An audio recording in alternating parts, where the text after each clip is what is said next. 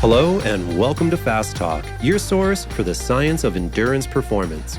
I'm your host, Rob Pickels, here as always with my co-host, Trevor Connor. A lot of preconceptions and myths surround the concept of strength training for endurance athletes. Some say you'll put on too much weight. Others say it'll make you a better time trialer. It could make your legs too sore, increase your VO2 max, or conversely have no impact on your endurance parameters at all. Some coaches and athletes swear by it, while others wouldn't get within 10 feet of a dumbbell. We don't blame coaches and athletes for having different opinions. Even the research over the last few decades has been mixed. In fact, the research on concurrent training, doing endurance and strength training at the same time, is a surprisingly new field. Leading the charge over the last decade has been a highly respected Norwegian researcher named Bent Rønnestad from the Inland Norway University of Applied Sciences. There's hardly a subject in endurance sports training where Dr. Rønnestad hasn't published a respected study, but his numerous studies and reviews have had a lot of impact on the question of concurrent strength and endurance training. Today, we talk with Dr. Rønnestad about the debate over a concept called the interference effect, that strength training can interfere with endurance gains and vice versa. And, because this is Fast Talk, we focus on whether strength training can improve endurance performance and explore the physiology behind why it does or does not help. Joining Dr. Rønnestad, we have someone who's become a Fast Talk regular, Coach Joe Friel, who will talk about whether he encouraged the athletes he coached to strength train. We asked strength training and conditioning coach Jess Elliott, founder of Tag Performance, about the benefits of strength training with endurance athletes. And finally, we asked Trek Segafredo pro rider Tom Skoinch if he incorporates strength training into his routine. So, either grab a couple 25-pounders or 12-ouncers, and let's make it fast. We know you listen to Fast Talk to help you discover new ideas and think about your own training, but there's a lot more we can do to help you. At Fast Talk Labs, we can help you solve questions and overcome personal challenges. Start with a free consultation. Visit fasttalklabs.com and you can set up a time to meet with our coaches, like our head coach, physiologist Ryan Kohler, who's sitting in front of me right now. Ryan is a level 1 certified USA cycling coach and holds a master's in sports nutrition. Let's talk. I can help you with training, workouts, nutrition, or just push your thinking. Schedule a free consult today at fasttalklabs.com. Well, Dr. Rønnestad, it's a real pleasure having you on the show. I'll say this, and forgive me, I'm going to sound like a bit of a fanboy again, which I've done on this show before. We are fanboys. It's okay. We are. Yeah. So I actually use an app called Researcher to keep track of new research coming out. And within that app, you can do searches or save searches. And I have one of my favorite searches is I have 5 researchers that it alerts me whenever those researchers publish a new study. And you are one of my 5 researchers. I'm always excited when you have a new study that comes out. Thank you very much. It's nice to hear. I was just going to say too, in the research, today we're talking about strength, but you have made some absolutely incredible sort of discoveries and research in a lot of different topics. I know block periodization has been one that's been really interesting for me. So, listeners, definitely look up everything that Dr. Rønnestad's doing because it extends so much further than just the conversation today.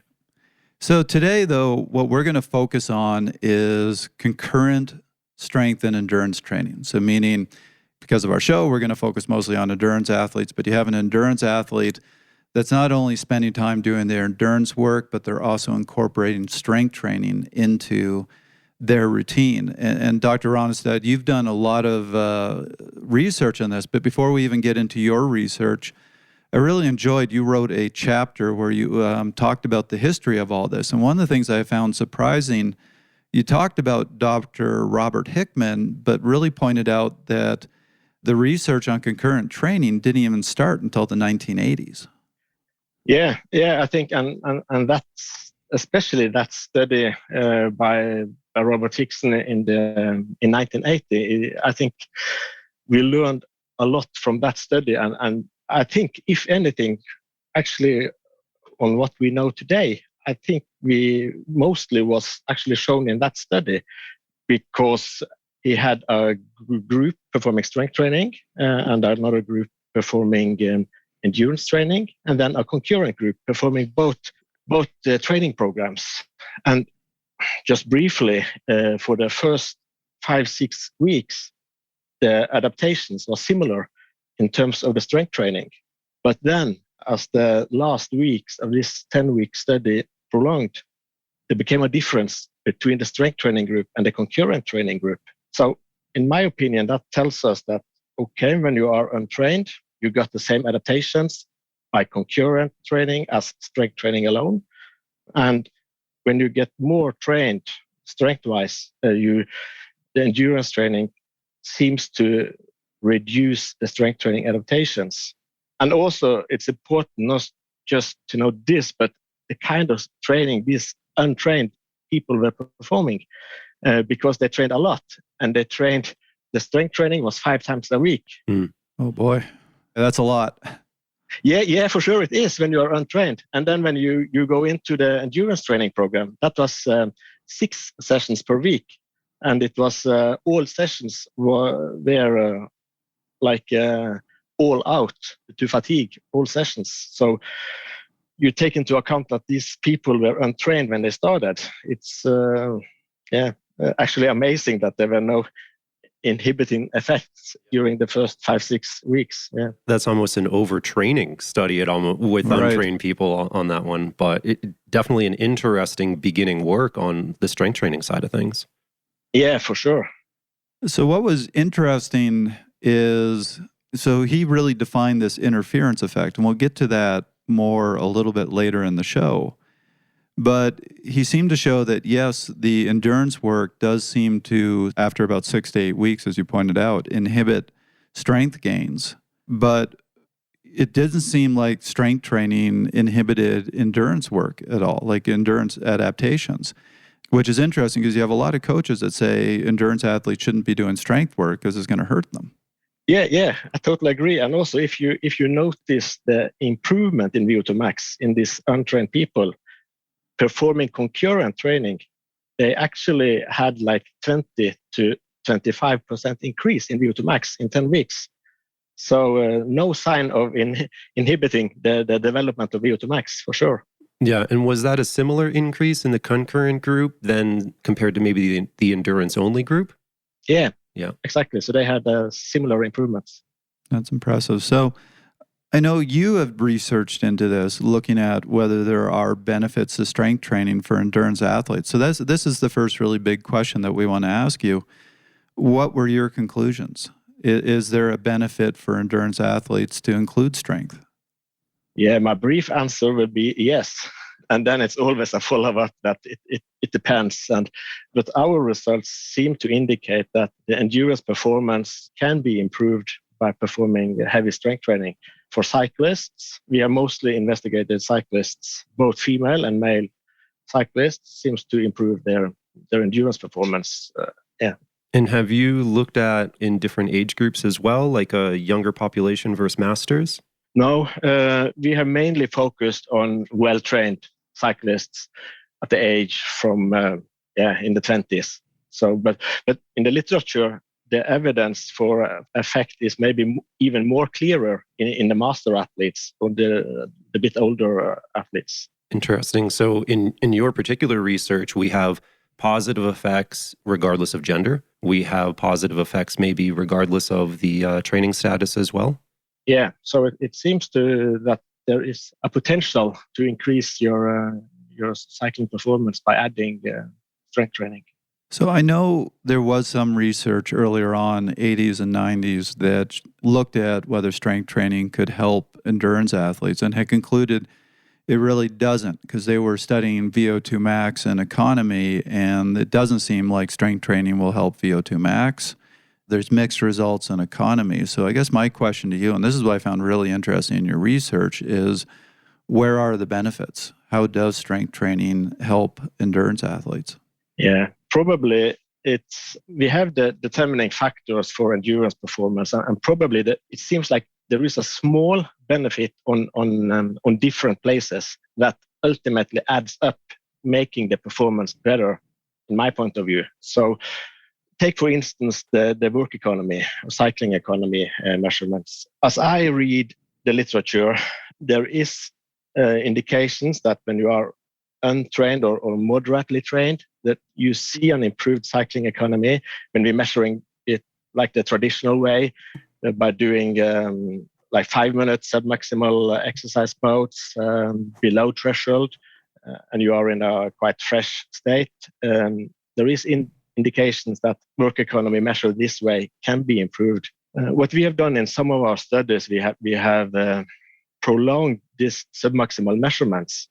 And in my first study, which was a part of my PhD, we had the rider cycling for 3 hours at a low intensity.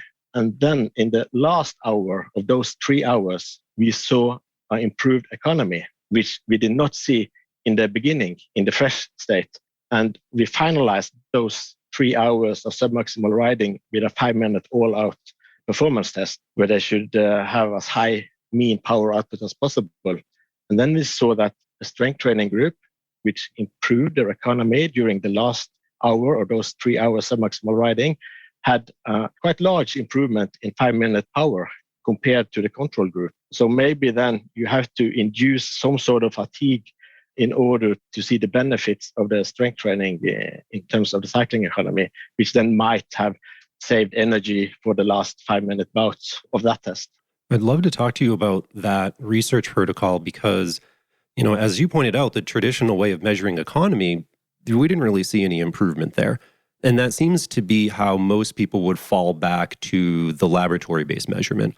What inspired you? Did you have any insight into the fact that strength training might improve during longer durations? Why did you choose to do this sort of longer thing? And I love that you did, because I think that that's very relevant for people who are out on the road. Yeah. And that thing you're mentioning there is one factor, because we know that in especially road cycling, that the cyclists are cycling for many hours. And if they are just sitting in the peloton and waiting toward the final push towards the end of the race. So one part of our choice was to imitate real competitions. And then, of course, we had in back of our head potential mechanisms why strength training could, in theory, improve performance and also work economy. And some of those are maybe easier to detect in a more fatigued state than in a fresh state. And then we had a discussion actually whether it should be 2 or 3 hours submaximal cycling. And I was the PhD student who was supposed to do all the work. So I tried to argue carefully that 2 hours might be enough. But then I had some supervisors, and there is a reason why you have some supervisors. So then they argue that 3 hours should be good. So, of course, we went for 3 hours. And afterwards, I do not regret that choice. I was going to say, you are touching, there's an expression in the professional peloton that you're touching on, though. I hate to tell you, it's even longer. So I can't tell you how many top coaches and professional athletes I've heard say, cycling is not about how hard you can go for 5 minutes. It's how hard you can go for 5 minutes after 4 hours. Yeah. Because the professional races tend to be in that 4 to 5 hour range. But yeah, for most athletes, a bike race is going to be in that kind of 2 to 3 hour range. Yeah, but for some of us, it's the first 5 minutes that matter. Trevor, come on. Well, yeah, I mean, 5 minutes off the line. When it's the only thing you're good at. I'm a one-lap wonder when it comes to cyclocross racing and everything else. Rob just attacks off the line, gets away, and then he's like, I'm done. Well, 5 minutes. You get the photo opportunity. Everyone thinks you're winning the race, and then you just drop to the back after. Yeah, maybe I need more strength training. But going back to this is something I really loved, is at least one of your explanations for why this is. And it touches on something we've talked a lot about in this show, which is you are improving the cross-sectional area of those slow twitch muscle fibers. So at those sub-threshold intensities, you can rely more on slow twitch muscle fibers, which theoretically don't really fatigue. Yeah, that's one possible explanation. Of course, it's kind of difficult to really investigate it, but kind of seems intuitively like a okay explanation. And you've seen some downstream improvements that might be related to that, like increased glycogen content in the muscle after a longer duration of riding. Are there other things that clue us into the fact that might be what's happening? Well, we don't have too much information on that, but I think there is an interesting study from France, actually, in triathletes, where they, after a period of heavy strength training, performed a 2-hour submaximal riding. And in that study, they measured EMG activity, which then, as anticipated, gradually increased during those 2 hours of cycling at the pre-test. But at the post-test, during the second hour, this inclination increase in EMG activity disappeared. And that could be interpreted as the increase was due to an increased activation of type 2 muscle fibers at the pre-test. But then at the post-test, maybe type 1 fibers were still contributing so much that you didn't have to recruit type 2 fibers in the second hour. Which makes a lot of sense. This could be an indication of this, yeah. And I think that this topic is so broad. There are so many different mechanisms that, everybody has to understand that there are different groups out there that are maybe researching different aspects of it. And so I love that we can pull from all of these different researchers in addition to yourself. And I think that our audience is happy to hear kind of all of the different research that's out there. Now, going back to your research, you did find other gains to strength training, and I was interested in asking you about these. So the other ones that you brought up were greater anaerobic threshold power, particularly riders could ride at a higher percentage of their VO2 max. You also pointed out that the strength training did improve anaerobic power, which is really critical at the end of a race. Yeah, so in the study that we performed, now I think it's 7 years ago, on female riders. Then we measured VO2 during a 40-minute all-out performance test. And we saw that after the strength training period, these females, it was on female riders, so they actually had a higher utilization of VO2 max. And that correlated with the increased cross-sectional area of the thigh muscles. So, we found that very interesting, that increasing the muscle mass, in theory at least, could be an explanation of the improved performance, and then by increasing the fractional utilization of VO2 max. I want to dig into the increased cross-sectional area in a little bit, but you just raised a really interesting point about this male versus female study. For the results of that, does that indicate maybe that female riders might have an increased benefit from strength training? Or do you think that that's just one small finding in part of maybe a larger body of work? We didn't measure fractional utilization during the 40-minute performance test in the male study. So unfortunately, we are not able to direct compare those two studies. But if we see at the percentage improvement in that performance test, it was quite similar between male and females. But what was different was that we also saw an improved cycling economy during the blood lactate profile, and also during the second hour of the 3 hours submaximal cycling. So maybe we can say that the effects of the strength training seems to be even more clearer for the females, and maybe thereby indicating that maybe there is a bigger potential amongst them, based on these two studies at least. Yeah, I found it very interesting. You saw improvements in economy in women, but you didn't see the same improvements in economy in men.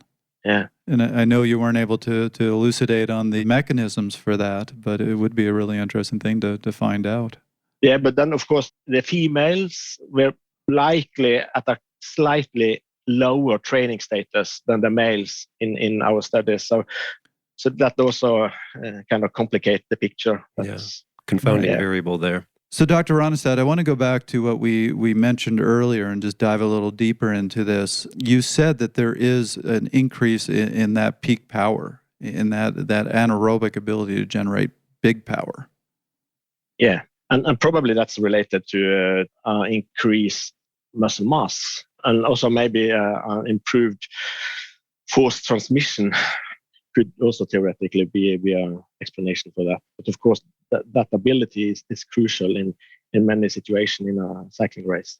And I think it's interesting that you bring that up, because oftentimes in research, maybe somebody does a time trial or a time to exhaustion at a steady work rate. But really what we're interested in is performance out on the road.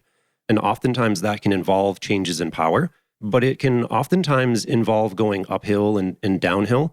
And is there a fear that with this increase in cross-sectional area that we're saying is a benefit, is there a fear that, say, somebody's watt per kilogram at threshold is going to go down? Is their performance going to suffer, even though all of these laboratory measurements that we're talking about are improving? Are they going to race their bike better?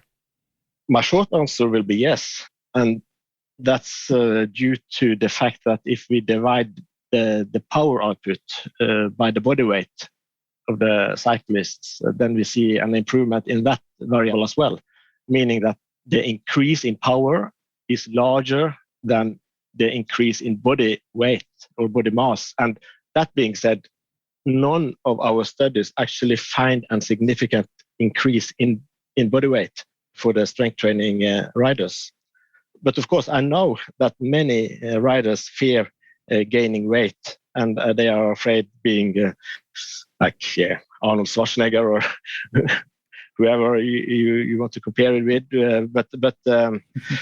But it doesn't seem to be like you get a lot of muscle mass increase. And one of the reasons is probably because a large amount of endurance training seems to reduce this gain in muscle mass.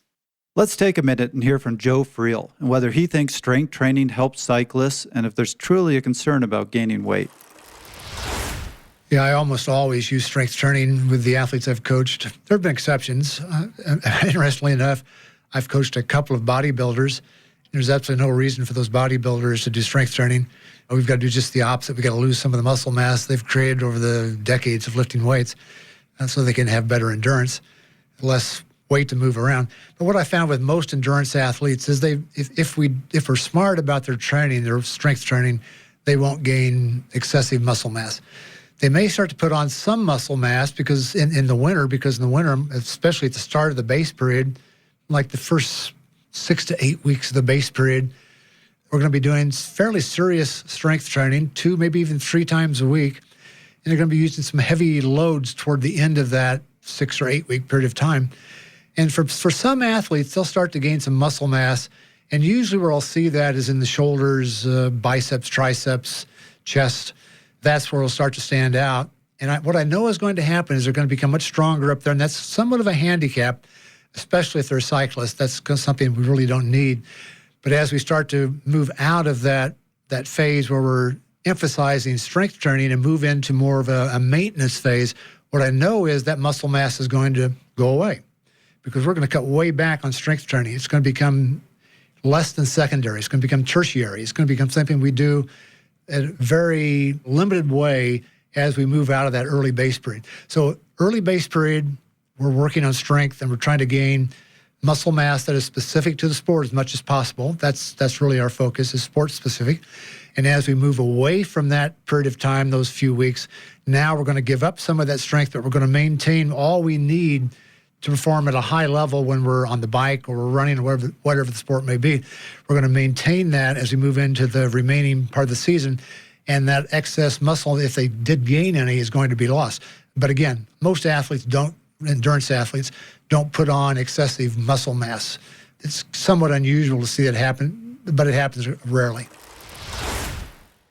And another important fact here too is that what we're talking about for strength training, we're talking about exercises that primarily work the muscles associated with running and cycling. And so when we say there's an increase in that cross-sectional area of the muscle, we're still talking about an increase in a relatively small amount of body mass. We're not talking about making big pecs and big delts and big lats. We're talking about improving your thigh muscles, your quads, your hamstrings, your calves, your lower body, your glutes, and everything else. Yeah, exactly. And I mean, if you are so lucky that you are actually able to gain half a kilo or 1 kilo of extra muscle mass in those muscles, putting you forward on the bike, making the power in the pedals, I have no doubt that would be a performance enhancer. Yeah, it's a useful increase as opposed to Christmas time when my kilos are not so useful anymore. Yeah. So my nephew, he was a junior cyclist and very serious about his cycling. And I still remember my mother, so his grandmother, asked him to help carry in the groceries from her car, and he refused because he was worried about putting muscle mass on his arms from just carrying the groceries. Some milk gallon bicep curls on the way in the door. But I can tell you, I always, when I was at my most serious about cycling, I did a lot of lifting. And I am actually somebody who can put on muscle mass fairly easily. And even despite that, with all the heavy lifting I did, I would say the difference in my body mass when I was doing heavy lifting versus the several years where I did no lifting at all was less than a kilogram. Yeah. As you said, you're not going to look like Arnold Schwarzenegger. You're not. Do we want to dive into the mechanisms for that a little bit? Why endurance training doesn't make people swole or prevents them, from getting bulky like everybody fears? That is an interesting question. Dr. Rønnestad, do you have any thoughts on why you don't see a lot of endurance athletes get really big? Yeah, well, there are suggestions on the molecular level, but I'm from the top of my head, and I think maybe we don't have to complicate it that much, because if you are doing a strength training session after an endurance session, because what we are talking about now is people like training 7, 8, up to 25 hours per week of endurance training. In that case, the strength training has to be performed somewhat close to an endurance session. And then we see that the endurance session, your ability to lift, like for the first 6 hours after a session, is reduced. And so you're not able to lift as much, and maybe also the quality. I mean, the mobilization of the lifts are not that good. And your glycogen stores might be lower, which we also know affect the strength training adaptations, and also the anabolic response to the strength training session. So and the residual fatigue from the endurance training. So I think there are some kind of obvious explanation as to why you don't respond in the same way when you have all these hours with endurance training packed around the strength training sessions. And in addition to that, to optimize muscle gain, you should be in a slight positive energy balance, which is rather seldom for an endurance athlete to be. So there are some explanations as to why you might see that the strength training stimulus is not optimal, and thereby maybe you don't get the optimal muscle growth from the strength training. I think it's interesting if we broaden this out a little bit, and I know that we can be very cycling focused. I think that we're all cyclists, we all love riding, but we also know that there are benefits and implications in the running world as well. And one study that I was reading, and of the dozen to prepare for this, I forget which one, indicated that perhaps endurance running training would impair strength improvements in runners more so than in cycling. And I believe that they hypothesized it was the acute damage, that occurs from the eccentric contraction. But what I also found really interesting is that there is a great potential for improvement in running because of strength training when we talk about economy and everything else. So it's just interesting to see how we know that there is a net positive across these two different endurance sports, but that running is just a slightly different situation given the method of that exercise. Yeah, and I think the evidence for improving running economy is actually larger than improving cycling economy when we are reading the literature. And probably that's due to what you just mentioned by the eccentric phase of the running stride, where probably you kind of optimize the muscle tendon stiffness in order to utilize the elastic energy. So yeah, so for sure for running, it's also great benefits. And in terms of modes of strength training, it seems like both plyometrics, explosive strength training, and kind of more traditional heavy strength training, all those modes of strength training seems to have a positive effect on running performance, while it might not be so clear that all these options is beneficial for cycling performance. Yeah, I found that interesting in your research because I've seen studies that have said otherwise, but you did bring up that for strength training to be beneficial for cyclists, it needs to be heavy and there needs to be sufficient volume. And you pointed out that the more explosive, so using much lighter weights and lifting it very rapidly, that type of strength training doesn't seem to have benefits for cyclists.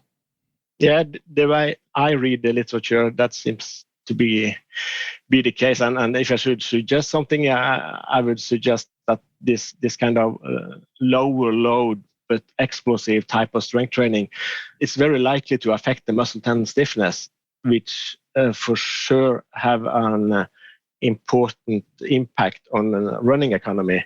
But the impact when you are cycling with almost only concentric movement doesn't seem to be so clear. And we know that type of training is not so beneficial for the muscle cross-sectional area. Because we're talking about there's maybe a threshold in the strength training that induces these beneficial adaptations, I want to address the question that at least 50% of our listeners are thinking right now, which is, well, I do my strength training. I ride up hills at low cadence. I put a lot of tension on my muscles. I don't need to go lift weights. Does that cross the threshold? Is that enough? I suspect not, but I want to hear it from you. Yeah, I agree with your thoughts on that. That I don't think that is sufficient for what we are discussing now. Yeah, so low cadence cycling is probably beneficial for things in general, but when we talk about these strength adaptations, maybe that doesn't induce that adaptation. Well, there was a whole study on that comparing big gear training to strength training, and the conclusion of the study was they're not the same thing. They don't produce the same benefits. Yep. The only exception they found in that study was if you put in a ridiculously big gear and just try to grind it over for 6-7 seconds, you sort of get the same effect. Yeah, and patellar tendinitis and Yes. everything else to go with it. So, yeah. Before we dive deeper into the mechanisms behind how strength training helps endurance athletes, let's check in with Jess Elliott and hear her thoughts on the matter. Why is it beneficial for cyclists to weight train? Well, I think it improves performance. It makes your body a more efficient machine. It's kind of one of those things, we talk about a car on a racetrack, right? And so I'm not going to make you better at racing per se. Like, you still have to drive the car, you still have to ride the bike, but I can build your body to generate more force and be more resilient to force, which is going to improve your performance. So essentially, my job is to make sure, if we go back to that racetrack analogy, I want to make sure that the car is just a finely tuned machine that can actually do everything that the driver wants it to do. So same thing, I want your body to be another tool that's going to empower you to race at your full capacity. I don't want it to be something that's going to hinder your performance and take away from where you're trying to go. And I know sometimes cyclists struggle with this because they're always looking for what's going to give me more watts. Is this going to give me 10 more watts? Is that going to give me 5 more watts? So what you're saying is this is not so much, you're not going to so much see big improvements in your watts. What you're going to see is your body's ability to maintain what you build on the bike better. Is that what you're saying? Actually, I don't know that I'd say that, because still, I'm looking for force production and rate of force development. And so, my support of heavy weightlifting, and obviously, you don't do that every single day.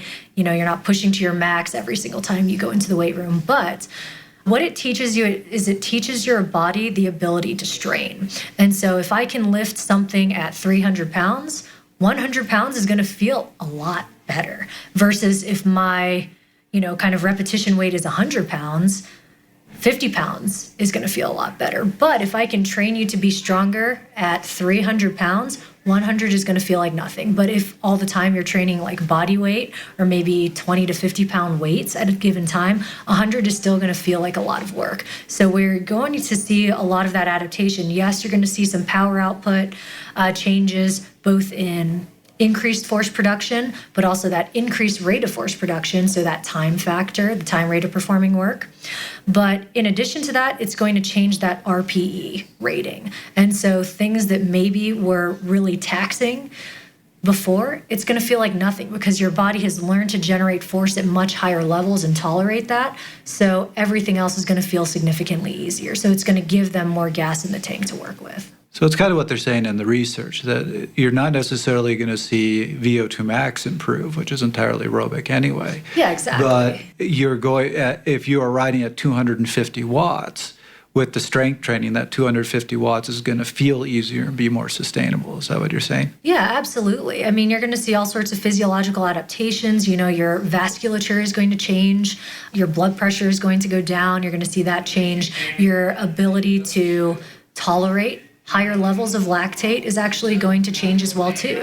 So instead of getting completely tanked at 3 to 4 millimoles, you know, you're actually going to be able to withstand some of those higher lactate levels for longer because you've trained your body anaerobically. But because of that aerobic foundation, your body's also going to be able to clear it. So it's going to make you more tolerant to performing at higher levels and at higher demands for longer periods of time. Listeners, this week we have a special freebie for you. After this episode, head to fasttalklabs.com to see our workshop, Does Strength Training Make You Faster? With Dr. Stephen Chung. In this brief video, Dr. Chung explores whether strength training can actually make you faster on the bike. Just log in and sign up at our free listener member level to find the answer. This offer ends April 24th, so visit fasttalklabs.com today. So we talked about the mechanisms, and I did want to dive into this because you, particularly in a recent review that you wrote, you covered some of the mechanisms that may explain these strength gains, and I just quickly jotted them down, and there's a ton. So we've already talked about that greater contribution of type 1 fibers, but you also brought up the shift of fast twitch fibers from the 2X phenotype to the 2A. You mentioned increased tendon stiffness. You talked about spreading the work across greater muscle mass and also the rate of force development. So it seems like there's a lot of ways in which strength training can help endurance athletes. Yeah, so there are a lot of possibility to explain that it can improve performance. One thing that I found really interesting reading this, and my apologies, Dr. Rønnestad, I don't remember if this was your research or a different group's, is on the rate of force development. And the potential mechanism for that being beneficial is that by increasing the rate of force development in the muscle, there was also increased time where the tension was lower. And because the tension was lower, there could be improved blood perfusion into the muscle and through the capillary beds and deliver more nutrients. And it's so funny to think that there's something so small, right? Because we're talking force development in milliseconds that might have an effect that ultimately leads to improved performance, that a few more milliseconds of blood flow could make a difference. Yeah, well, we had one study where we actually saw that the strength training group, the angle of peak torque during the pedal stroke, usually it's around 3 o'clock, or if you use degrees, it could be like 90 degrees. Mm-hmm. And what we saw was that it occurred a little bit earlier, not much, but like going from 91 to 87, so a little bit earlier.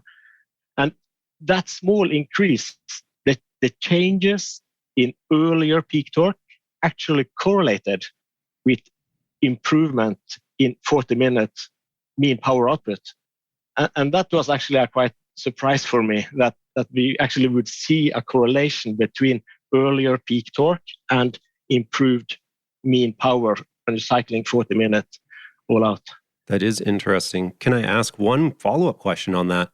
Did they begin their torque increase sooner and hold it to the same endpoint? So did they apply force for a longer duration, or was the duration the same? It just occurred earlier in the cycle? Well, we don't have data on when they started. You just have the peak sort of data was occurring. Okay. Yep. Exactly. Makes sense. But in theory, as you say, it could improve blood flow. And then very many people say, okay, yeah, and that's the explanation why you can improve work economy.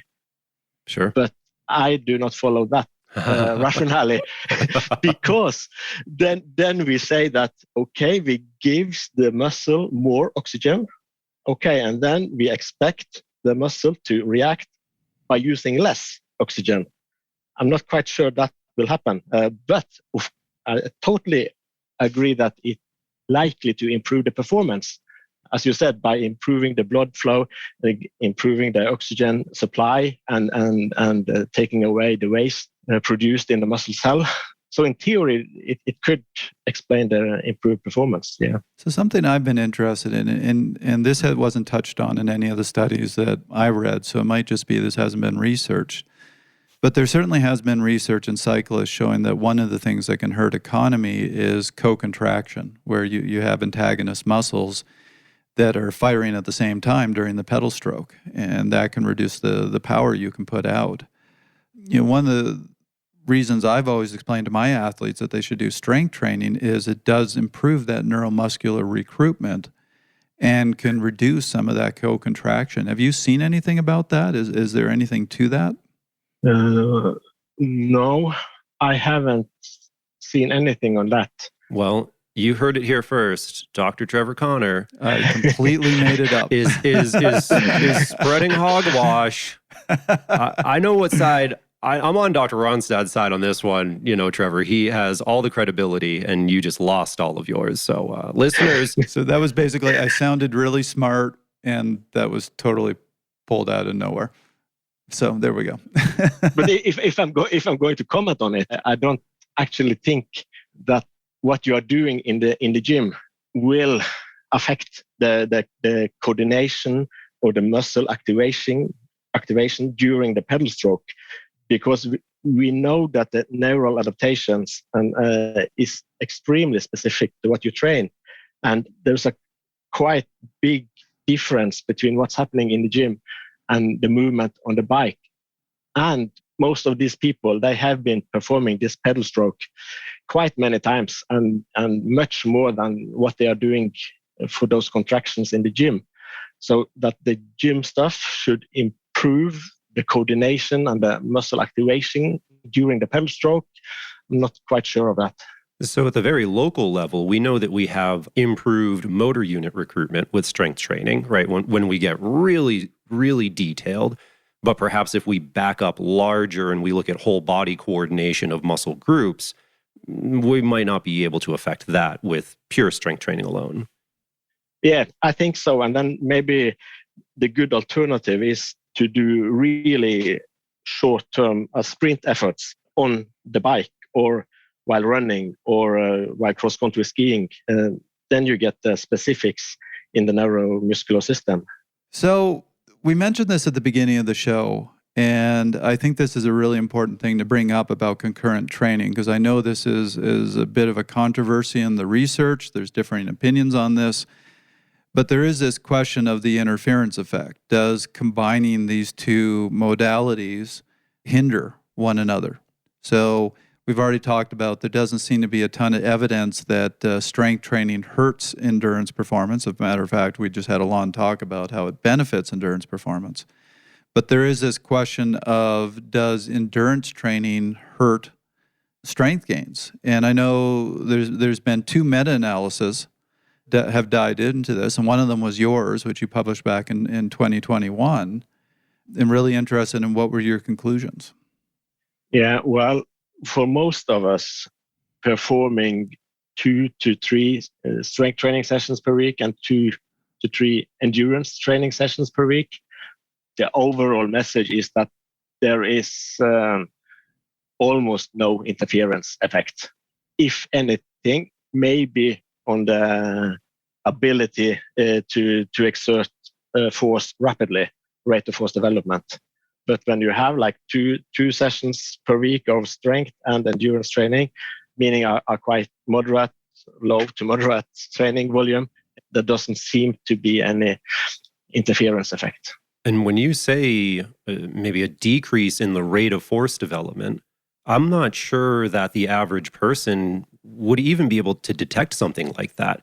I think perhaps, right, if you're lifting or you're doing, a plyometric exercise on a force plate, then we can measure the change in this curve.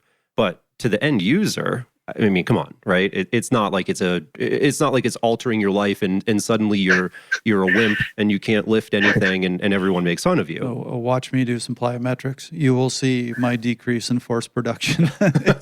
As Trevor can't get off the ground. I've had coaches tell me, jump off of this box and then do a second jump, the plyometric move, and then I do my second jump, and they're like, you were supposed to get off the ground. Nah. Like, I tried. Yeah, so I totally agree. So overall, there is no interference. Yeah. So the thing I want to ask you about, because we basically just said there really isn't an interference effect, but there's been so much written about this, the AMPK theory, which is this notion that endurance training, and I believe it was Dr. Atherton who proposed this theory, but it was a theory that endurance training upregulates AMPK, and AMPK seems to then essentially block the pathways used in the development of hypertrophy and strength gains.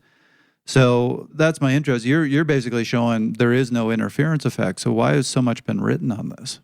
Yeah, well, those studies in the beginning were performed in animals, and it seems like this signaling kind of blocking seems to be more pronounced in animal models than in human models. So yeah, even though it's a kind of appealing hypothesis, it seems to at least lack some support for at least everyday people training like 4 sessions per week. It might be a bit different when you are training 10 hours of endurance per week, but for the everyday or the normal person, it doesn't seem to be the case. If we stay kind of in that rabbit hole, mTOR is something that people are going to call on a lot when we talk about strength training. And I think that we all associate that with increases in muscle mass and more the anaerobic side of things. But in preparing for this, I read at least a half a dozen studies that tied mTOR to mitochondrial biogenesis, to oxidative capacity. And so if we are utilizing mTOR regulation with our strength training, that alone could have improvements in our oxidative capacity and other pieces of that pathway. One particular study, when they introduced rapamycin, there was a decreased gene expression for PGC1 alpha. So even though we always assume that the strength only can improve one thing because of this one pathway, that pathway also has aerobic and endurance implications as well. I don't know if that was a statement or a question, but... No, but I mean, the big point that you actually are making, I think, is that the body is quite complex, and I think it's too simplistic just to focus on one small piece of this big complex picture. And also when you're looking at these acute studies on signaling and the effect of different training modalities, it seems like everything is exploding. And you could conclude that to maximize the muscle gain, you should perform a concurrent session of both strength and endurance in an untrained person. But then the picture seems to slightly change when you are getting more trained, then at least to make the job easier for us. And to take a quick step back, we throw out a lot of big terms there. And Rob, that's my job. Whatever. Trevor. I can do it too. I just choose not to. We threw out a lot of big terms. So the simplified explanation of this is, in early research, they basically said there seems to be one molecular pathway for endurance gains, and there's another molecular pathway for strength gains. So the endurance is at AMPK, which then activates PGC1 alpha. Strength gains appears to involve mTOR, mammalian target of rapamycin. And so they had them quite distinct and basically said you got the one pathway for endurance, you got the other pathway for strength. And Dr. Rønnestad, what I'm hearing you say is it's really not that simple. And you're seeing both pathways being involved in both forms of adaptations. So we just can't simplify it that much. Yeah, exactly. And also regarding PGC1 alpha, you have a splice PGC1 alpha 4 that actually is involved mostly in strength gains, in muscle hypertrophy. Going with what you were also saying, that seems to only really activate in well-trained athletes. Yeah. All right, let's pull back a bit from the heavy science and hear from World Tour pro Tom Skoinch and his thoughts on how to incorporate strength training. So my question to you is, do you lift? I do. I was thinking, are you going to finish with, do you even lift, bro? But yeah, I do. I actually always do start in November. but I always try to keep it going as long as possible. But usually the obstacle to keep it going, like let's say into May even, is that you start doing stage races. And if you do a week of zero weightlifting and then 5 days later you have the next race, then you can't really throw a session in between those two, because you just have to recover. And even if you do get in one session, you're just going to destroy yourself, because the body, easily sometimes forgets how to deal with the strain of weightlifting. But I am a fan of hitting the gym, not just for heavy weights, but also mobility. And it's nice to do it in a gym just because it changes the environment and you kind of can focus on it a little bit more. And do you have a concern about putting on excess muscle mass, or do you find that's not an issue? That is also sometimes why I don't really restart in the second part of the year, because in the second part of the year, you do hit those long mountain passes in France quite a bit. So I do skip the weight training in the second part of the year. But I think that if you are sensible enough, you can definitely manage to keep the weight down and still be weightlifting. And obviously cycling in general is pretty easy on the bones. So getting some weightlifting, getting some running in is always good for bone density and overall health, and being more than just a human body that can pedal bicycles, but also exist. Well, all of this is really deep. Yes. Should we take a step back? Should we talk about some practical applications for people, some just nice actionable things to take away? How do we implement this? I'm just excited we brought up PGC1 alpha, so I'm happy. I'm just excited I didn't say PCG, because I always transpose it in my mind. I know what it is, but I always think and say it backward, and I'm embarrassed by that. But I shared it with everyone, so now it's out there. So Dr. Rønnestad, you're new to the show, but we've actually had listeners of our show propose that we create a cycling kit with the show's name, and we just put PGC1 alpha on it, because apparently I mentioned that a lot in the show. Yeah, you can just hang your hat on that. It's right there. Boom. That is our thing. Great. So yeah, let's go to the practical. I want to know a few things. I asked the big question before, what we were talking about in terms of strength training. We stated that, hey, there's probably a threshold to the amount that's worthwhile. What are the recommendations? Be our strength coach right now. If you're saying use strength to increase your endurance performance, what's the recommendation? Yeah, so I would recommend to be within a range of repetitions that is between 4 and 10. So heavy that you're able to lift from 4 repetition maximum to 10. 2 strength training sessions per week to have improvement, and then 1 session per week to maintain. At least 2 to 4 exercise for the important muscles for your sport. And then the thighs are often used, the quads, for most sports. And 3 sets. Okay, so 3 sets of 3 to 4 exercises, do that twice a week at a load that you can lift. I think that you said 4 to 10 times maximal, right? And so that's not a light load and you only lift it 8 times. It's a load that you can max out. You're lifting it 8 times and you couldn't do a 9th, so to say. Yeah, and then I would start with higher reps and then gradually decrease it as the race season starts. Okay, interesting. Yep.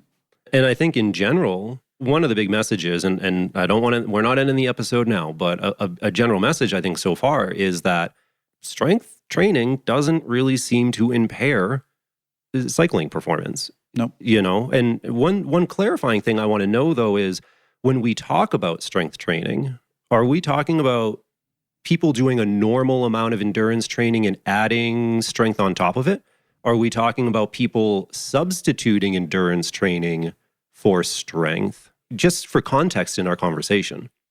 Yeah, I think there is evidence for strength training improving performance in both scenarios. So when we, in our research, there is no difference in total training volume between the control group and the strength training group. So meaning that the strength training group is performing a little bit less endurance training than the endurance training group.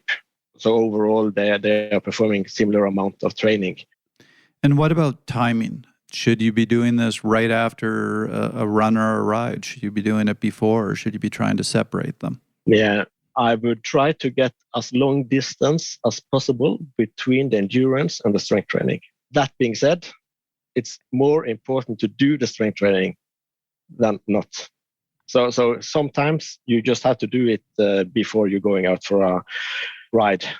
And then it's better to do it than not do it.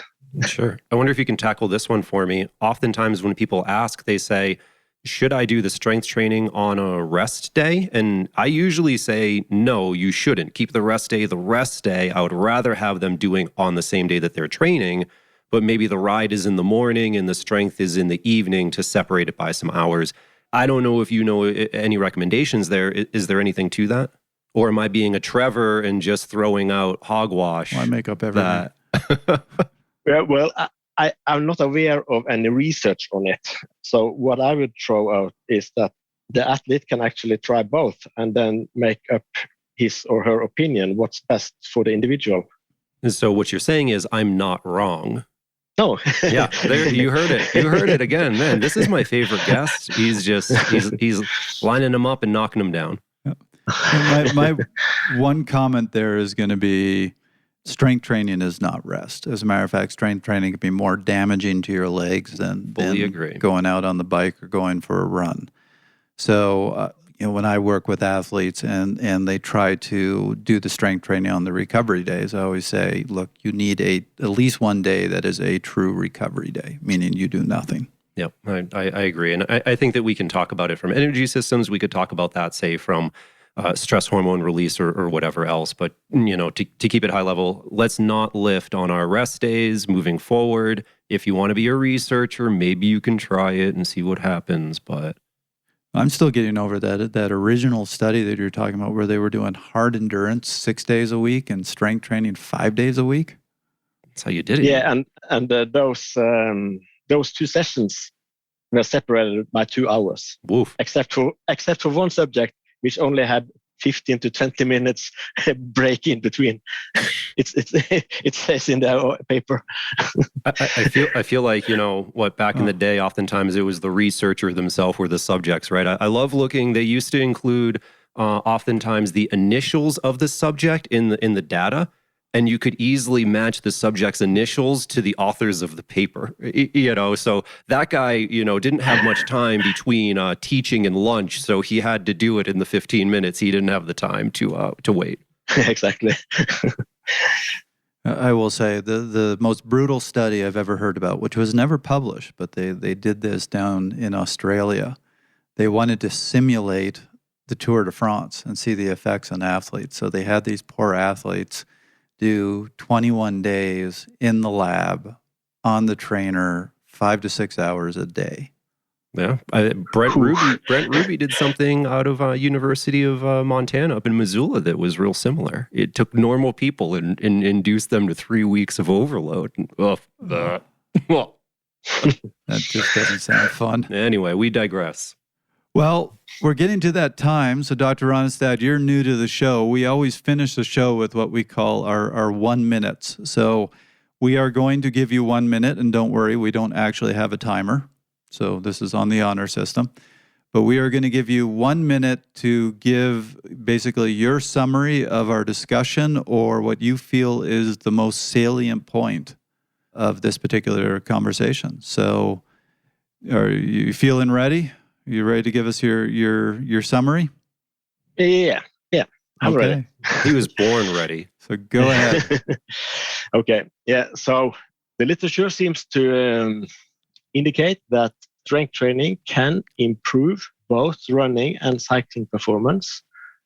And if you are going to do that, you should perform 2 strength training sessions per week with a load that you are able to lift between 4 and 10 times.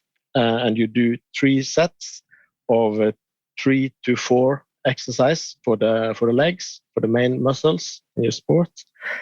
And then it's also important to maintain this improvement in strength gains by approximately one session per week. So my take home here, I was actually really surprised at how recent all the research is, particularly on concurrent training, that it's only been a few decades that it's been going on. And there's still a lot that we don't know. And so, Dr. Rønnestad, thank you for all the research you've been doing on this, because you have explained a lot that just wasn't known before. But it does seem the research is showing that there is a lot of benefits to doing the concurrent training. And this is one of those cases where I would say do be careful about the recommendations you get, because I'm also surprised by the number of coaches who are still saying, don't do strength training, it's bad for you, when that's not really what the research is backing up. And apparently those coaches are making up things as much as I do. So Rob, what's your 1 minute? My 1 minute might be closer to 1 minute, not going to lie. My takeaway from this, my summary. Oh, hold on. If you're claiming you're going to be 1 minute, I'm timing this. There's a 5-minute timer behind me if you want to use that. Okay, here we go. You got your 1 minute. Go. If you're going to strength train, you need to actually strength train. You have to be lifting heavy weights. There is a threshold to this where if you're just dabbling, if you're messing around, you're not going to get any benefit from it. At the very least, there's probably no performance loss for cycling due to strength training. So there's no reason not to do it. And we didn't mention this, there's probably quality of life improvements, right? We know that bone mineral density increases, your risk of fracture goes down because of the loading. Maybe overuse injuries will go down, increased metabolism, all of those things. So there's a lot of positive things with strength training. Even if you don't believe it, it'll improve your cycling. There are still other positives that we know. So ultimately, everyone should be strength training, and we should all be doing it hard. Now, we ought to either know what we're doing or get somebody to help us. You can hurt yourself. We are talking about lifting heavy, right? And so make sure that you have a strength coach, or make sure that your form is good. Don't just jump into this because we're all weak endurance athletes. We're going to get sore. Don't hurt yourself. But if you involve this in your training, in shorter events, you're going to get better. You're going to get better because you're going to have higher power outputs. And in longer events, you're going to get better as well, because that's where we're seeing these economy gains. So across any duration, across running, across cycling, across life, strength training is worthwhile if we actually engage in it. Fantastic. Dr. Rønnestad, we've been excited to get you on this show. It's been a real pleasure having you. Thank you for making this your first podcast. Thanks for inviting me. You're the best. Thank you very much. We'll have you on again. There's so many different topics we could talk about, and I'm sure that it's going to be worthwhile every time. That was another episode of Fast Talk. Subscribe to Fast Talk wherever you prefer to find your favorite podcast. Be sure to leave us a rating and a review.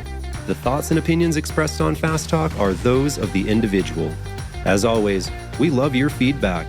Join the conversation at forums.fasttalklabs.com to discuss each and every episode. Become a member of the Fast Talk Laboratories at fasttalklabs.com/join and become a part of our education and coaching community. For Dr. Bent Rønnestad, Joe Friel, Jess Elliott, Tom Skoinch, and Trevor Connor, I'm Rob Pickels. Thanks for listening.